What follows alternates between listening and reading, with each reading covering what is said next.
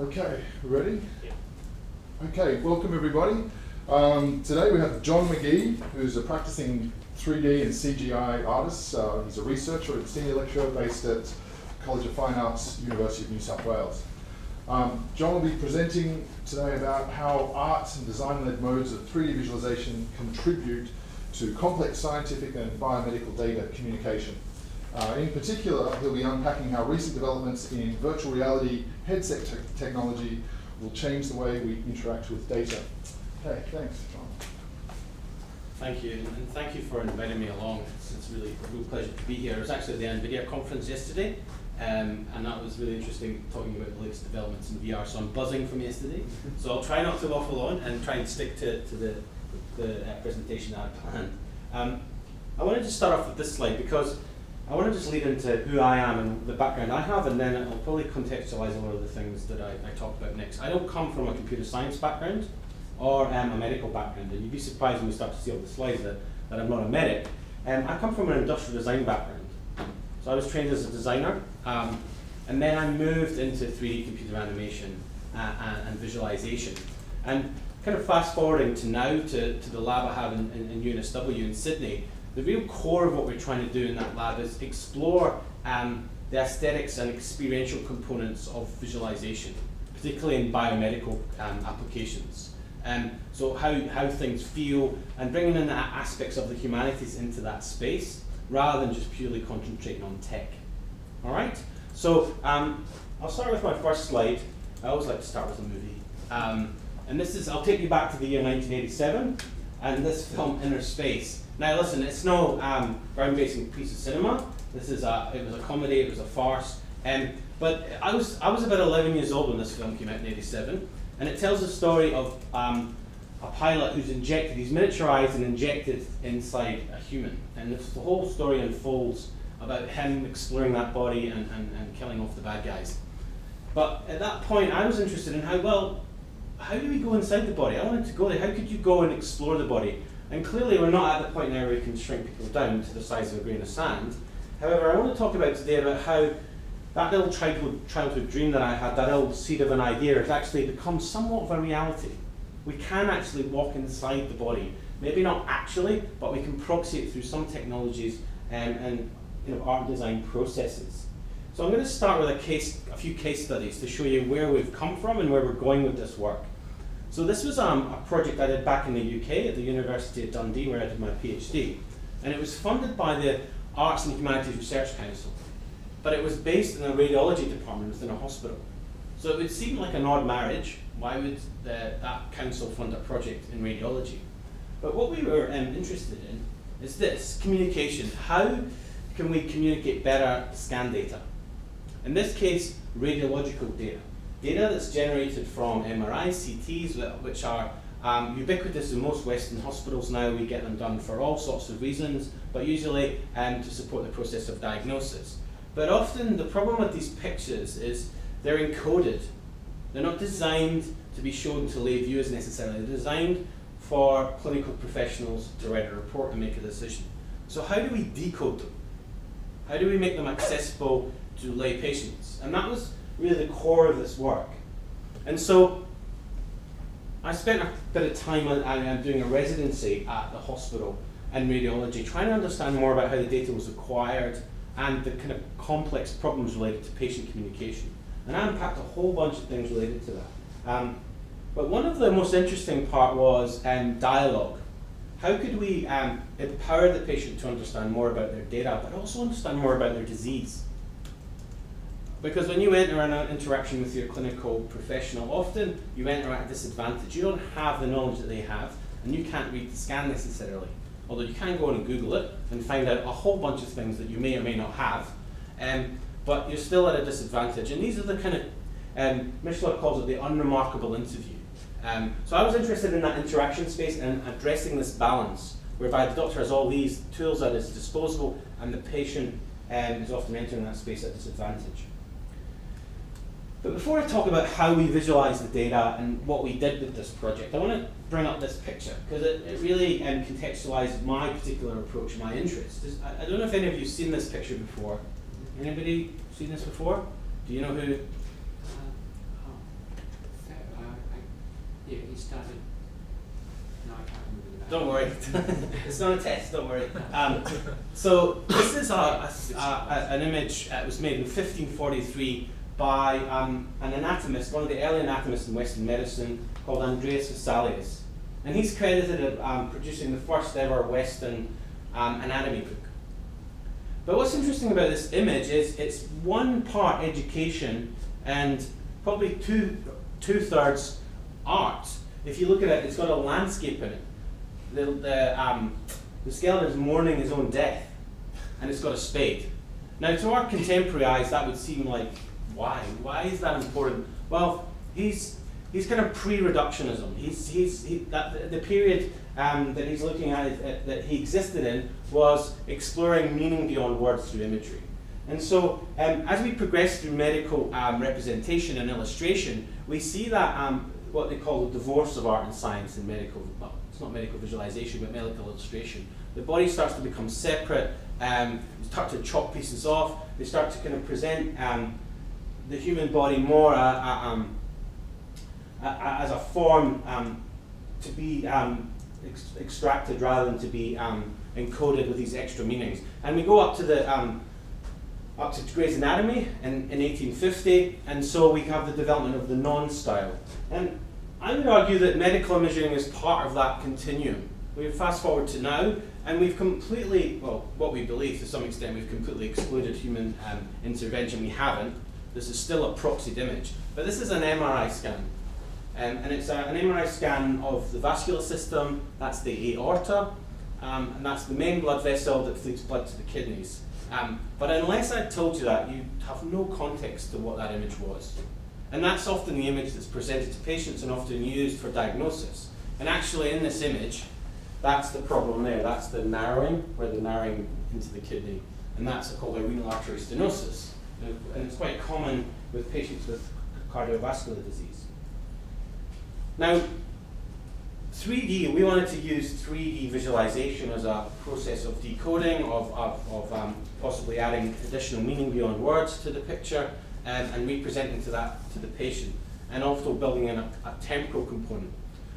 But many of the clinical professionals are like, well, 3D visualization exists. It already happens. We already have workstations that will generate a volume reconstruction of our data.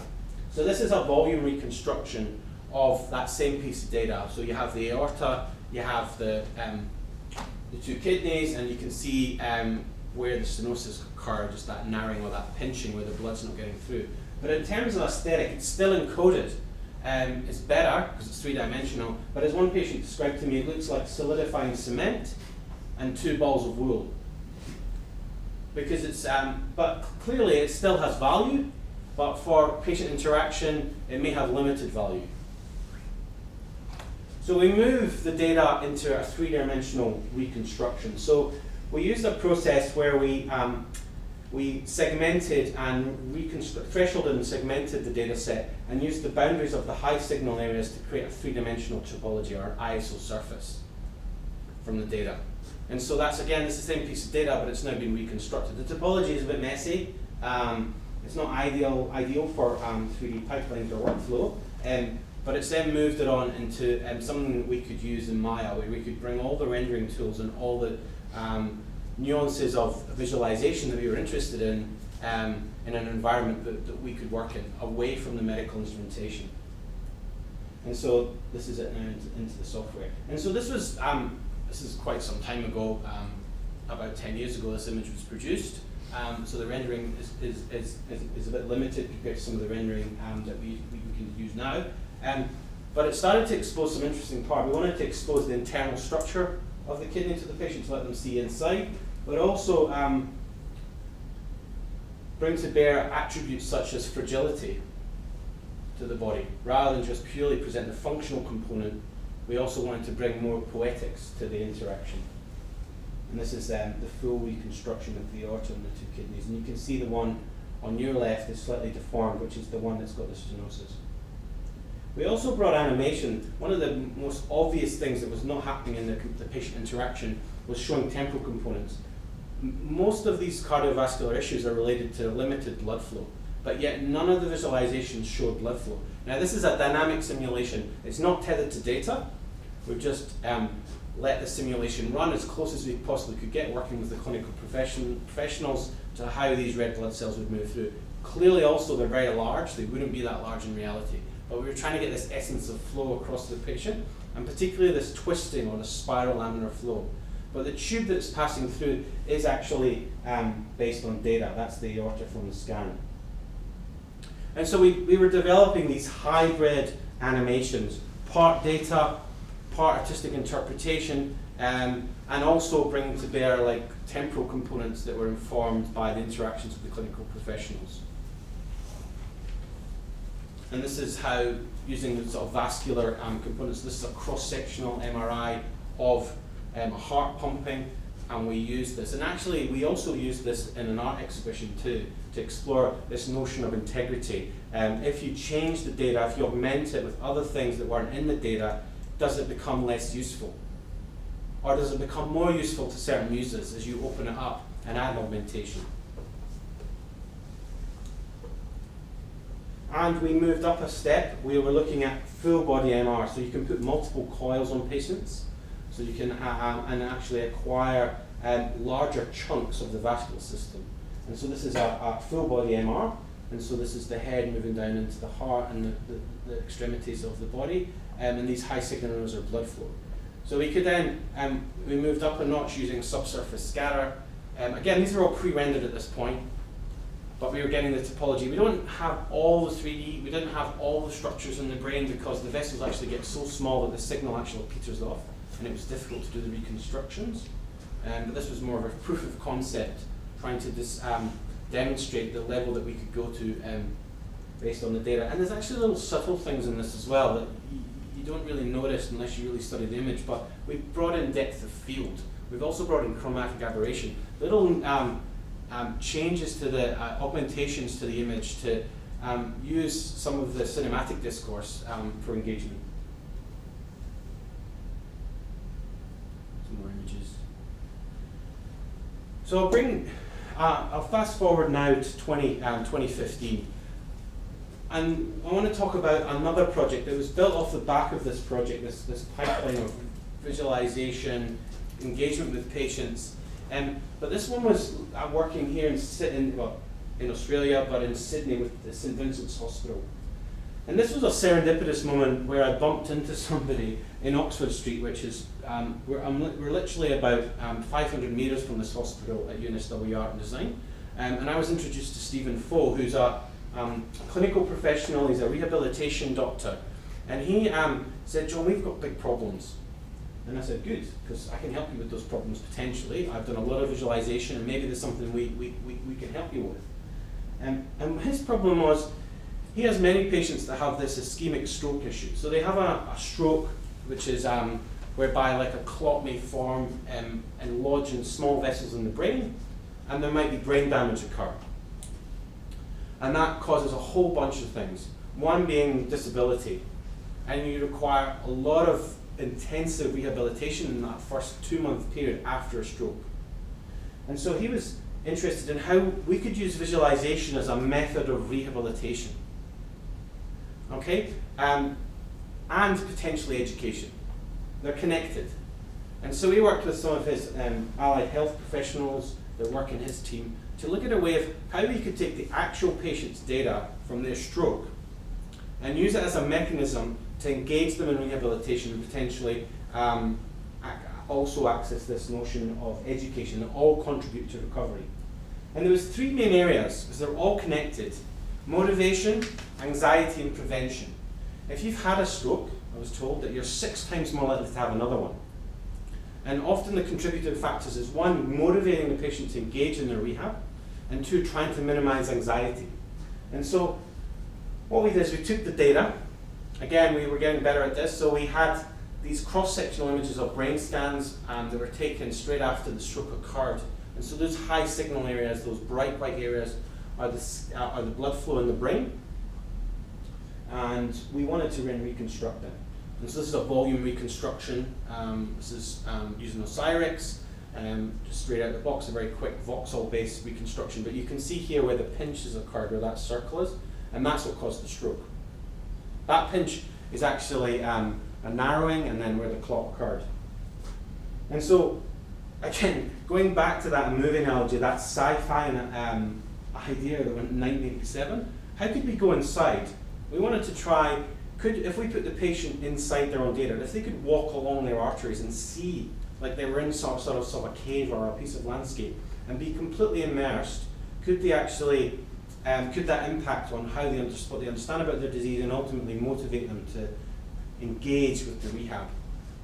So we got it into Maya, we put a virtual camera in, we optimized the topology, and we built some UV maps and stuff, and Oculus Rift DK1 came along just at that point where we'd started the project. And so at that point, I'll be honest about this, we knew very little about VR.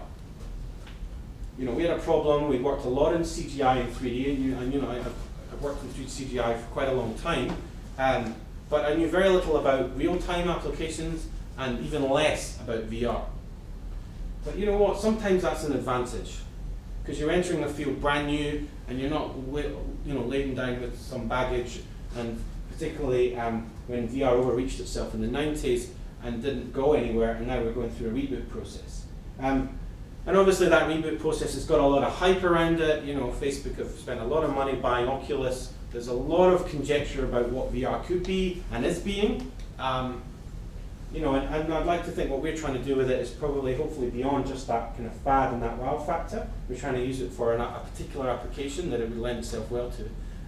But I would stress that VR's been around. A lot of VR veterans are like, well, you know, this is not so new. It's been around for a while. It didn't work the first time, and it may not work the next time. But I don't subscribe to that. I think, you know, as you see the dates on there, VR was around. Our head-mounted displays were around. But I think we've now entered a period where we have very, very high-quality graphics cards that are relatively cheap. If you look at Lara Croft in '97 and look at Lara Croft in 2015, there's a significant difference there. All right, so that was probably about the tail end of the VR, the first VR, and now this is like the start of the new VR generation. And so, you know, we've got the advantage of that. And we've also got the advantage of smartphones and high-quality screens. So when they put that screen right next to your eyeball, you're looking at something that's much more developed than it was way back in the 90s. And the third part is obviously the cost. The cost has dropped considerably. And so no longer does it cost the price of your house to buy a VR headset, it costs the price of your iPhone. And so we were like, well, let's use this stuff, let's try it. We hired we hired one really smart Unity developer, and we started to take the 3D models, optimize them for real time, and bring them into the DK. This was a DK2. And we started to play. Play is really important. We started to try stuff, play around. Before we went anywhere near the patients again, we started to play. And so this was the first prototype we built. So this is John, who's working in Unity here, and he's previewing this on the screen here. It's a bit dark, but hopefully you can see that. So this is him looking down the aorta. So taking that data set that I showed you earlier, and he's peering down that, and you can see the blood vessels. But we soon discovered we needed to add a few things, because you can't just put a set of data in a real-time environment and expect people to know what to do and where to go. And also, if it's a VR experience, it's completely immersive. So there was lots of stuff that we needed to add to this. Stuff that when we tried it with several people in the lab, we started to kind of think about and then do iterations or iterative design. And so the first bit you see here is a map. We had a head-up display map that pops up, so you could see where in the aorta and moving down into the femoral arteries you were. We also developed a thing called digital breadcrumbs. We found that because the arteries all look the same, people got lost really quick. So what we did is, as you walk along, there's a little vapor trail that gets left behind, and you can actually follow your way back to where you've come from. So there's little clever things like that. We also introduced a torch. So we darkened it so there was like a light at the end of the tunnel, so you followed that. But you could switch on a head-mounted torch so that you could illuminate a point of interest ahead of you. And so very akin to almost like caving or moving through like a small constricted space in the landscape. And one of the things we added, which you can hear, we added audio. And so we used the audio as a proximity thing. So the closer you get to the heart, the louder the pumping gets. So as you move further away and down into the vessels, the sound starts to fall off. So we use that as a sort of, again, another kind of trigger. And obviously the flow is the right way, so the flow is coming towards you, so you're moving back towards the heart. So you can start to locate yourself. And we did another very cool thing as well. We networked it. So we had one piece of data, but two people with two headsets on. We would just run a drop cable between the two. And so the clinician could actually potentially be in the data set, and we developed two different colored vapor trails, so that you could see where the doctor was going, and then he would stop, and then you would stop next to him, and he could point. And we didn't actually use that for the patient study, but we got it working as a proof of concept. Obviously, controller issues are a big issue navigating around, so we developed, we built a controller, we didn't build an Xbox, we used an Xbox controller, and we mapped various buttons and various, like the map, the light, the torch, you could speed up and slow down as you walk through the vessel. So that was really good, but we did have one side effect of that, which was cyber sickness, and I'll come on to how we offsetted that, how we minimized that and almost stopped it. And so there's the example of the little vapor trail. These are some stills of each eye. And this is an interesting one here. So I'll play this video, and this is in each eye, and this is a patient walking up. So we had to put what I would call street furniture in. The human body is not designed to be walked around in, especially blood vessels.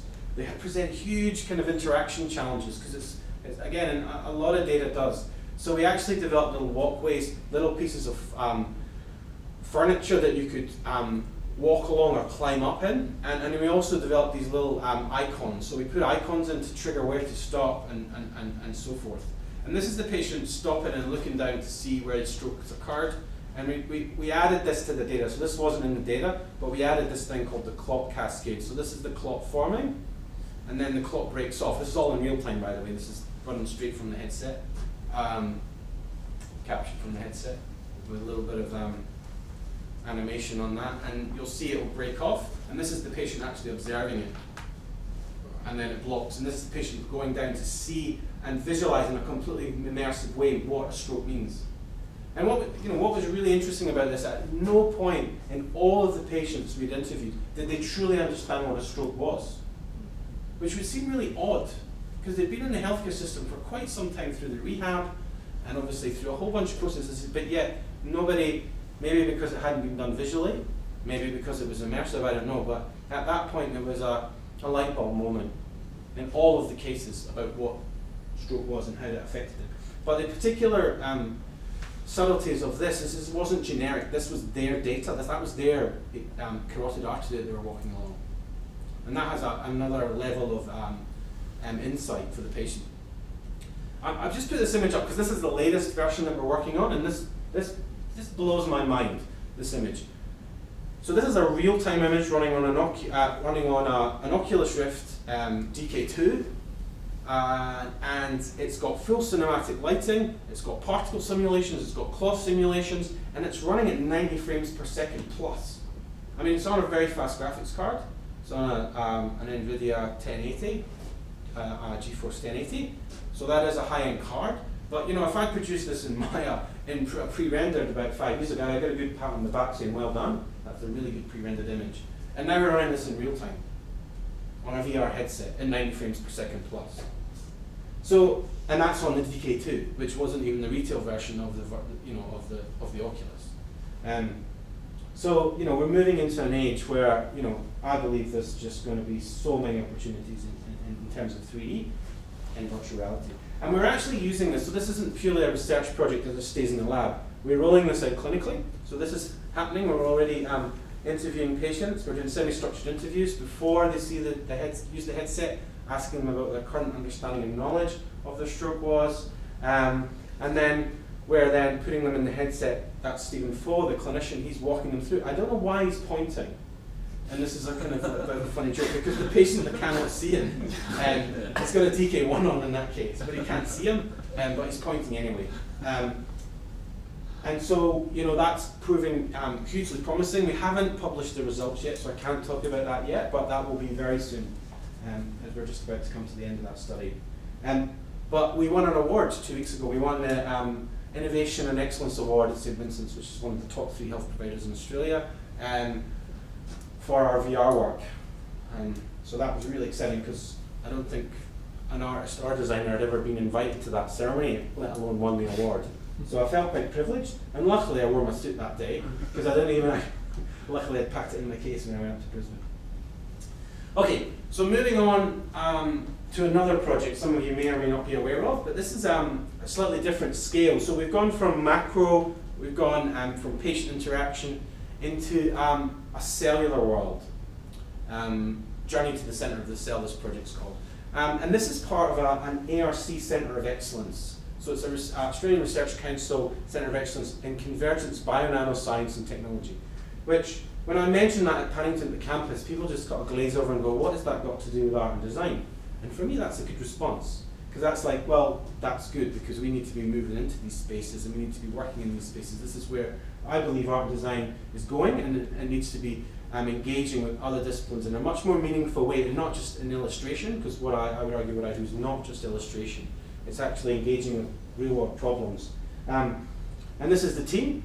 So this is Tom, who's the director of the ARC. There's myself, Angus, who's working at Monash, Rob Parton at UQ, Maria, she's working at UNSW, Chris Rett, he's up at University of Queensland, Andrew and John are the two, my two 3D folks in the lab, and Nick, who's based at UQ. So it's a truly multidisciplinary and multi-institutional approach to taking data and visualizing it. It's not the core part of the centre, it's a part of the centre, it's not the only thing they're doing, it's not core to the science, but it's connected to it. It's one of those projects that kind of, it straddles all of the projects and a lot of the CI work.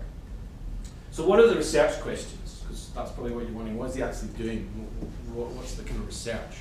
So I think the research falls into these sort of 3 main areas. Can the use of 3D computer visualization provide greater insight into the mechanism of internalization of drug systems, of drug delivery systems?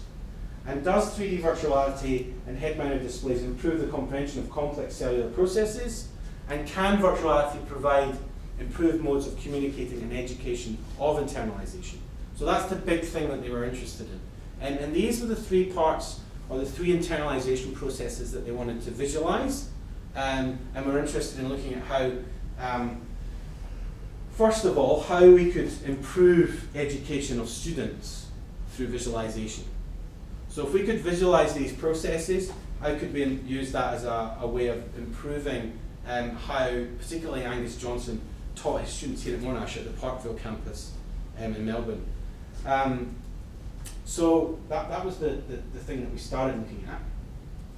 But listen, this is something that goes way back. I actually had done some visualization before with cell structures. So this is a thing I had in SIGGRAPH way back when I was doing my PhD, looking at how we could use some of these ISO surface processes to work with kind of Z-stack cell data, in this case HeLa cell data. So we'd established somewhat of a pipeline and somewhat of a background to this. So it wasn't just totally from scratch. So we tried to develop some workflow so we could take, and these were some of the images that we developed back in my PhD, looking at ways of, again, visualizing data, driving 3D computer outputs, but also adding poetics and kind of visual languages on top. So this is a cancer cell division, same cell, and looking at ways of working with really noisy data. I hate noisy data, it drives me nuts. But this is the problem with Z-stack data often, especially cellular imaging. It often generates data because it can be often temporal data, time-based data, where they can't get the resolution and the high and the signal-to-noise ratio we need to do the visualization. And this is another project I worked on using, again, a similar type data. So I'm just giving you a bit of background. So I'll fast forward now to what we try to do for the Centre of Excellence, the RC project. So we had, to be honest with you, we had good data in this case. It wasn't as noisy. And it's cryo data, so it was migratory human breast cancer cells. And this is Rob Parton, Professor Rob Parton up at UQ, and that's one of his very clever machines that cross-sectionally slice through cells at incredible resolution. And so we managed to develop a reconstruction of that driven by the data and the boundaries of the high signal strength areas. To be honest with you, a lot of it was manual. We had to manually go through and actually work out the boundary, and a lot of the science team, well, one of the scientists, Nick, he worked on that quite extensively to clean up the data. But we ended up with this. So this is a 3D model. It's got an optimized topology, but more importantly for us, we managed to delineate all the structures of the cell. So in that educational process, showing how these internalization of drugs work, we could break it up into pieces. And so we got the mitochondria, the early and late endosomes, the nucleus, and all the bits in between. It's not the whole cell, because there's still the cytoskeleton, the microtubules, a whole bunch of other things that we didn't collect in that data, but this was a proof of concept at this stage.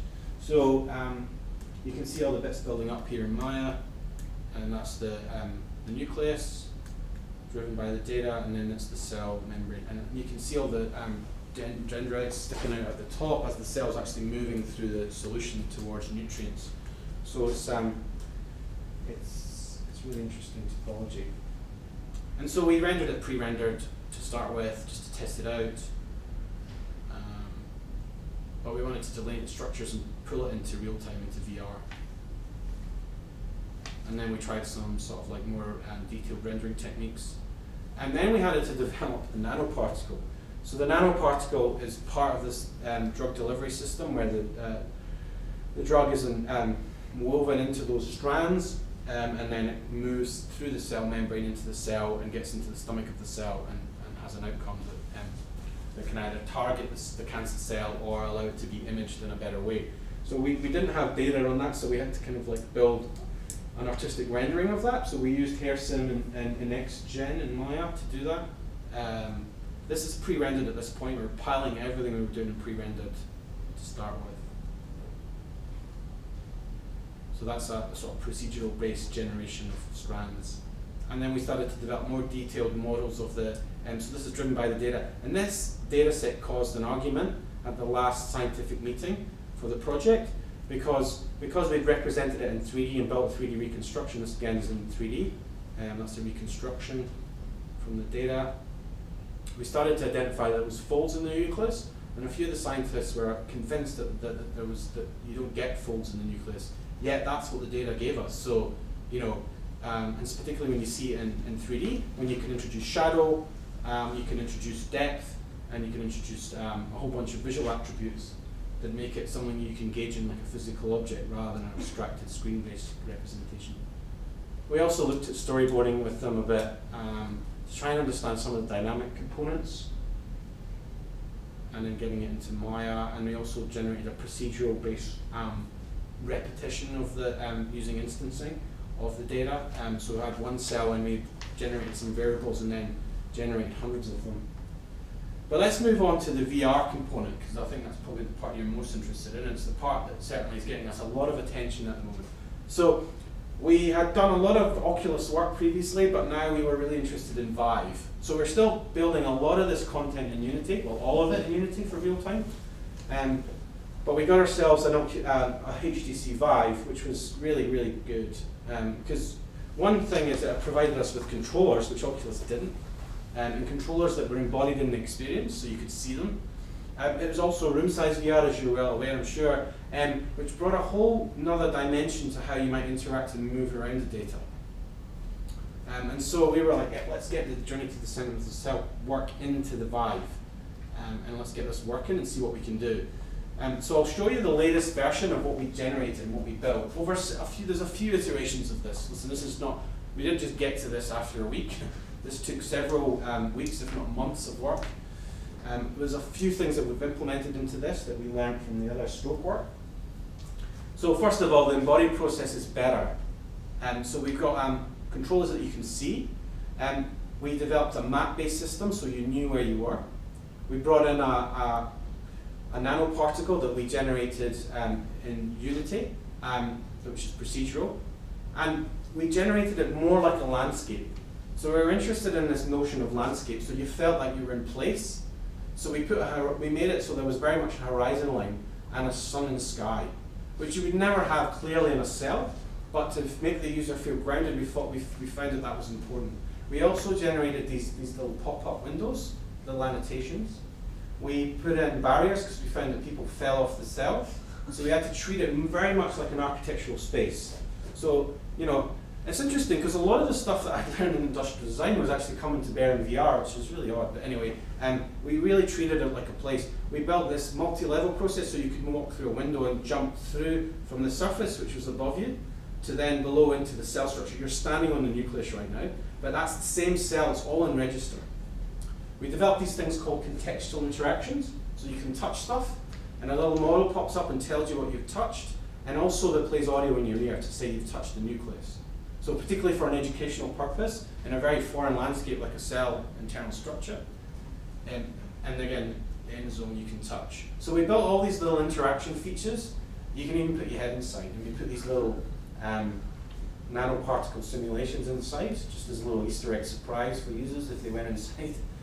We also put these little places to stand, so that you could teleport but stand on something solid. So I'll go through these again because it's really part of the, sorry for the analogy, the DNA of the work. But again, so we had the nanoparticles. We're going to generate much more of these. This was just one coming down and being internalized through the internalization process on the surface of the cell. We had the dynamic mapping, which was really cool. So these were the 3 points of interest, like in a landscape, like you would use a GPS. We wanted to use that, and you flip the handset over. So it's not visible while you walk, only visible while you flip it. And it's dynamic, so it updates constantly as you move. We built these teleporting jumps. So obviously Vive only gives you the ability to walk a few meters and then you reach the barrier. So obviously you can teleport your square, your physical square, anywhere you want on the surface of the cell. And also there's a whole bunch of dynamic lighting, little jets and flotsam moving around to make it feel like a place, architectural barriers. The physical porthole moving from level up and level to the top level to the bottom level, and the contextual interactions. So, listen, we just thought this was a research project, and that we were just doing what we do best, which is really getting into it. We really enjoyed doing this as a team, and we were rolling it out, and the center director was loving it, and everyone was really getting into this. And we demoed it at the NanoMed conference in Sydney, which is a big international conference. And then after that, things went a bit ballistic in terms of public engagement. So first of all, New Scientist took it up and put it on the front page of their website and did an article on it. Then Wired picked it up, and then Australia's media went a bit hyper for about a week. So they had the Sydney Morning Herald, The Age, CBS, and then Catalyst made a show on it. And also National Geographic are making a show that we're producing right now. So in terms of engagement, because it was cancer cell, because it was VR, which is very much now, there was these two component parts that were brought together to really capture the public's imagination. I would say it was the best way to describe it. And in 1 week, we had 1.4 million people saw this project. If you combine the Catalyst show with some of the internal media, and that's not including the two New Scientists and all the international coverage. So the reach of this work has gone way beyond this ARC Centre of Excellence, and it's kind of gone out into the world, and it's still going. And it's been really interesting. We're getting a lot of interest, and it was part of the reason I was down and presenting yesterday at the NVIDIA conference. So I'll finish up with where I started, which was this adventure of incredible proportions and the inner space film. And what I'd encourage colleagues to think about, and what I'm certainly thinking about, and certainly what keeps me awake at night thinking about, is that there's these multiple modalities, these imaging modalities that exist in science particularly, especially in scientific discovery, but also in clinical context. And they're generating significant amount of data. But that data is locked into a pipeline that really very much embedded within a discipline like radiology and potentially cell biology, drug treatment.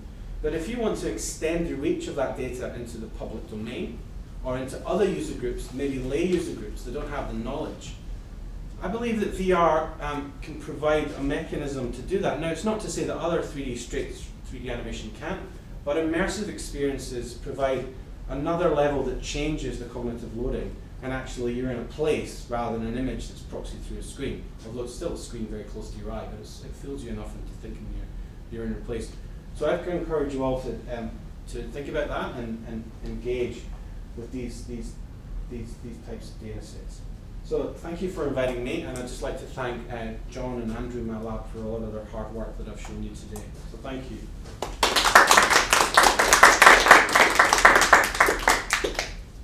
Okay, any questions for John? Yeah. Hi, John. So a lot of your work seems to be about communication of, for example, medical information to patients and non-experts.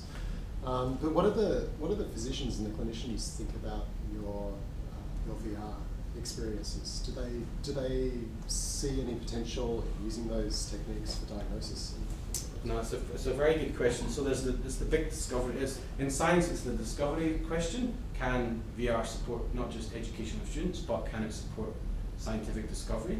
And also, like you say, in a clinical context, can it support clinical outcomes that relate to kind of functional like interactions like surgery, or like if you could simulate a stent being deployed in VR, would that be better than just using it on a screen and using a real-time experience or practicing it on a model?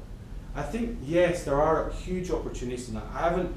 When I did my PhD way back, and it was something I constantly got asked about, are you going to move your at that time your 3D CGI work into more simulation work for training surgeons? And I focused more on the patient because I was more interested in those humanities questions and how we see and feel about our body. So I didn't move it into that space. And I haven't moved it into that space yet in terms of the stuff we're doing. However, from the scientific discovery process, working with Angus and Tom and others at the centre and with the group at Monash and UNSW, what we're thinking is that things like scale and actually being immersed in seeing your data in a new way could potentially support the scientific discovery process. So if you're viewing like a model of a drug delivery or a targeting, and you've got temporal data and you've got it all in 3D, and you see it all laid out on a screen, in a two-dimensional screen that's maybe it's rotating in 3 dimensions, but is it if you put a headset on and you can walk along and walk up to the tumour and put your head inside and look to see the vascular structure and pull your head back out again, and it's no longer like the size of a small pencil case on a desk, it's the size of a car, it's the size of a cathedral if you blow it up that big. Like our cell structure was the size of a small building. Could that have implications in the discovery process? Because you're changing the scale and you're putting the user into the space at a different scale. Could that have implications? That's the bit I am interested in, that's the bit we want to try next. But the pipeline kind of restricts us with that a little bit, because the pipeline we're using is surfaces. So we're trying to look at ways of getting the data across in a much purer form, using the volume and pixel-based stuff. So I suppose in answer to your question, we haven't moved necessarily into the clinical functional components. There's no reason why we couldn't, and if there's resources and funding, we may do that.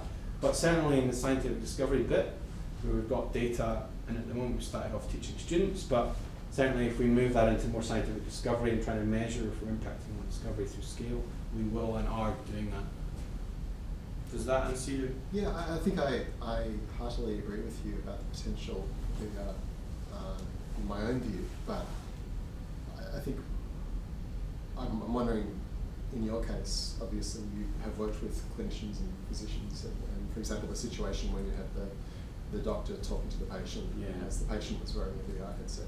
Do they ever communicate to you an enthusiasm for using it in that way? Or? Definitely. I mean, everybody gets super excited. There's no doubt about it, and everybody's like really can see the potential. But it's just trying to get runs on the board to prove through research and analysis its application, its usefulness. That's what I'm keen to do first. Get some evidence to say that this is better than any current existing ways of communicating, or it's going to augment and have a better outcome.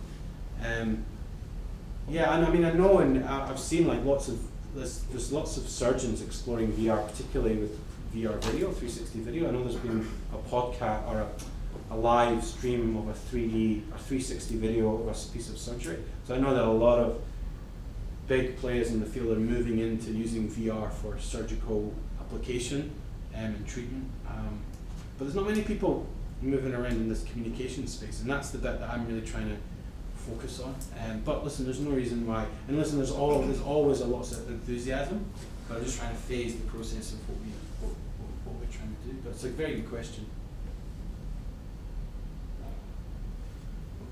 Yeah, John, you mentioned you were showing some of the patients there what a stroke actually looked like and how the blood clot actually came unattached, disintegrated.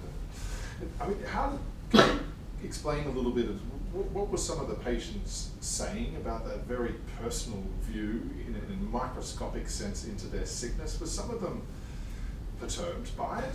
Was everybody uniformly interested in seeing? You know, this is an event that happened to them. It's actually did they communicate with you about this?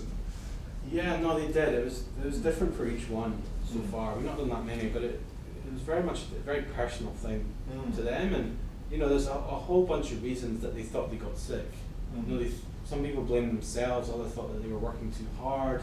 Some people didn't understand why they had it at all, yet there was circumstances that would suggest they were high risk. So it was very individual. I mean, they weren't on their own as well. They had their carer or their partner with them at the time, and they got to try the headset on as well. And so, you know, it was, I would say, it was quite an emotional experience in every case, for us as the researchers and for the patients themselves, because it was that light bulb moment of, I understand now. Yeah.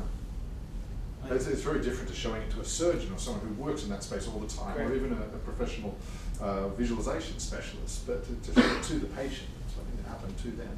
And also not making it real. So this notion of reality is relation, or making it real. There's a challenge I've faced before where a lot of colleagues will say, make it look real. Can we make it look like it really is in the body? And I'm like, well, is reality and is your version of truth really what we need here? I mean, listen, let's tether it to the data, but you know, we need to proxy it in some senses. We want to make it a place that they want to stay and try and understand what's going on. We don't want to make it so frightening. And one of the things that we're trying to do is this social component. Can you go with a buddy? Can you be in this vessel? Because even when I put it on, I'm like, this is quite a lonely place. I don't want to be here too long. It's a tunnel, there's a light at the end, I've got a torch and a map, but I'm on my own. Like, so in a sense, could we actually bring in your professional? Could you get home, put your VR headset on and invite all your family and relatives to take you to the point where you got your stent put in? And I would go even a step further. Why do we always image ourselves when we get sick? Like, there's this kind of like, a lot of the theory related to my PhD was around Foucault's birth of the clinic and this kind of spatialization of disease. And you know, when we image ourselves and we see inside, we're only doing it at the point of crisis. But actually, why not go there because we can and because we want to? Maybe we go on holiday to our like lymphatic system, or maybe we like go and explore our like neural network for a couple of days and come back. You know, like these imaging modalities are taking us deeper and deeper into these tissues in these very alien places. But one is, how do we make it social? Like, could we bring lots of people with us? And that might inform the educational component as well, because you might have a high school teacher bringing all the kids along, and they're all looking at all these structures in the body. You know, that sort of thing. But I suppose your question is, all the patients reacted differently. It was a very emotional experience. None of them so far have really said they didn't want to do it, but I'm sure there will be patients that just don't want to see. They don't want to go there. But there's others that do. And I think what we're discovering is having a positive impact on their subsequent engagement in the rehab potentially. And it's not just illustration. Listen, we're not just illustrating, we're actually engaging with a clinical problem. It's more, it goes, and it's of mutual benefit to both disciplines. Because often what can happen is sometimes clinical colleagues, not all, some of them, and with the best intentions may come along and say, oh, we really want to make some really cool pictures for the front of the next journal. Could you make them?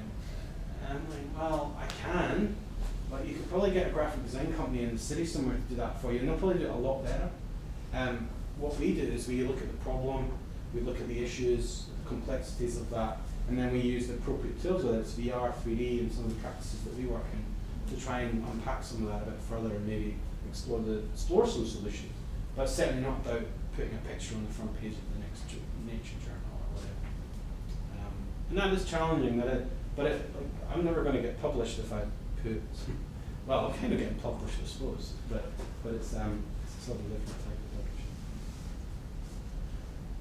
of publishing. So you guys are a visualization lab, and you come from artistic and visualization backgrounds. Yeah. So have you considered applying, or do you have any people working on applying this to domains other than the medical domain? For example, rather than looking at things that are small and blowing them up, looking at things that are big and shrinking them down, like astronomy, or like looking at the world to understand the effects of climate change or things like that? Absolutely. I mean, that's something that we are interested in getting into dialogue with. And it's part of the reason that the lab was never called the 3D Visualization Biomedical Lab, because we wanted to keep it as broad. It's just been the nature of the funding thus far that we've, and also my background has been a little bit more biomedical centric, but there's no reason why we can't, we couldn't move into other areas and take what we've learned from those areas, those data challenges, those interactions, those humanities questions, and deploy them into other collaborative areas like astronomy, like other types of areas of big data. There's no reason at all. And particularly because we're learning a lot about how the VR experience works. The thing I didn't talk about is how we offset. Yeah, sorry, does that answer your question, or yeah? Yeah, but you haven't, like, it's in your long-term plan, but you haven't. Yeah, no, definitely. I'm very interested in having those discussions about other types of data for sure, and also exploring. So a lot of this has been digital screen-based, but obviously as soon as we've got these controllers and we're physically interacting with a physical thing that gets brought back into the digital. And I know that Vive are starting to open up, HTC are starting to open up how those controllers work and some of the API that relates to the hardware. And we're really interested if people can put it on tennis rackets, like golf clubs, so you can imagine what's going to happen in the gaming world. But how could we then start to bring in other objects that might relate to interaction?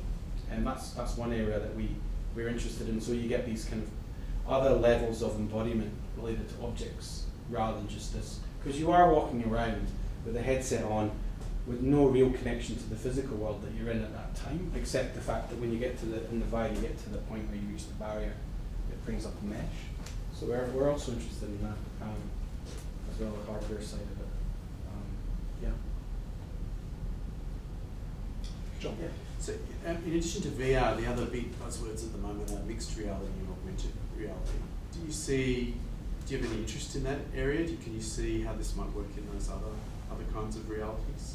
Oh yeah, I mean everything's buzzing with like where one ends and where another one begins. So like,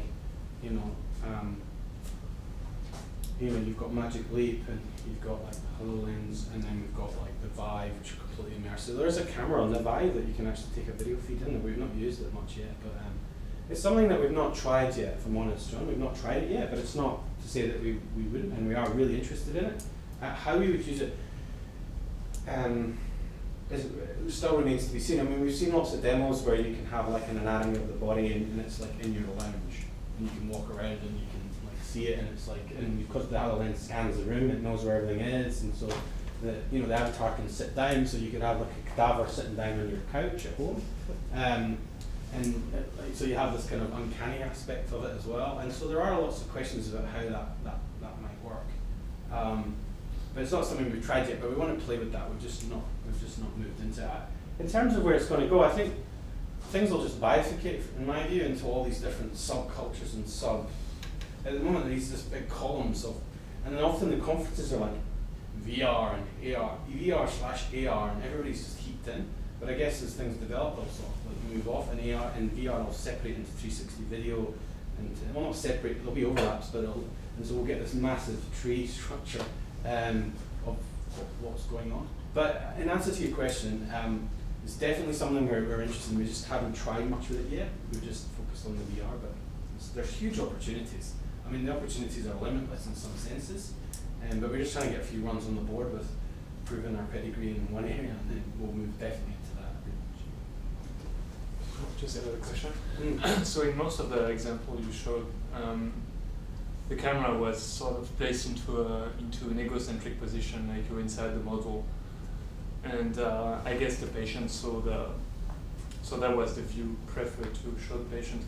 Have you tried using like more like out of the model views? It's a good question. And did you end up finding that was the best view for your experiment? The reason we used the player controller in Unity, and the reason we put, rather than these bird's eye views of everything, which we could flick to, and we have talked about that, we wanted to offset the, obviously the user can move around, they can make decisions about where they go, and the problem we found at the start is when the user started to accelerate, there was nausea, pretty much everyone got sick. Yeah. Probably partly because the refresh rates weren't great at that point either. They were running below 90 frames per second as you moved your head around. So you got a little bit of strobing, so that contributed to the sickness.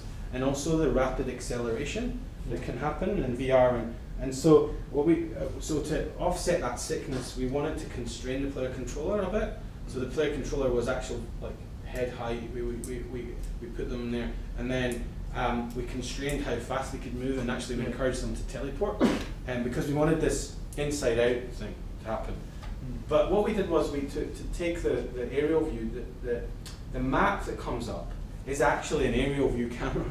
Okay. So you're actually you're taking the aerial view and you're actually you have it at your hand, but it's just a stylized version of it. Yeah, yeah. Do you know what I mean? So that you're still. So when one of the patients take the Turns it controller over. and has the overview. Correct.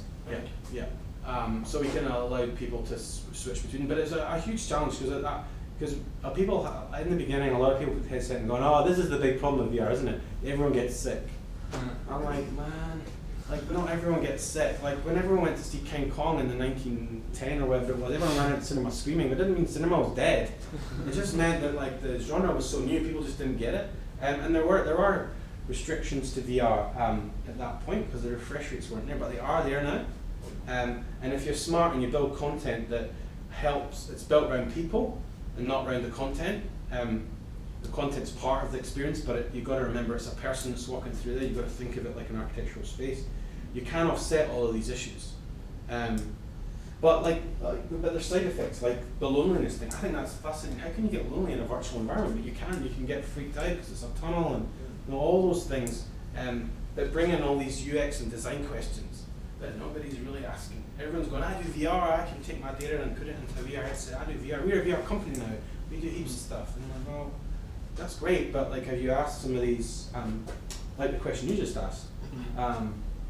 So yeah, I listen, it's a great space to be in. It's a greenfield space. There's so many opportunities to ask really interesting questions. But I'm not claiming ownership of it because the VR veterans, if there's any of them, say, well, we had all those questions in the 90s. Anyway, that's another thing. Okay, well, if that's all the questions, we can thank John for extending his visit to Melbourne.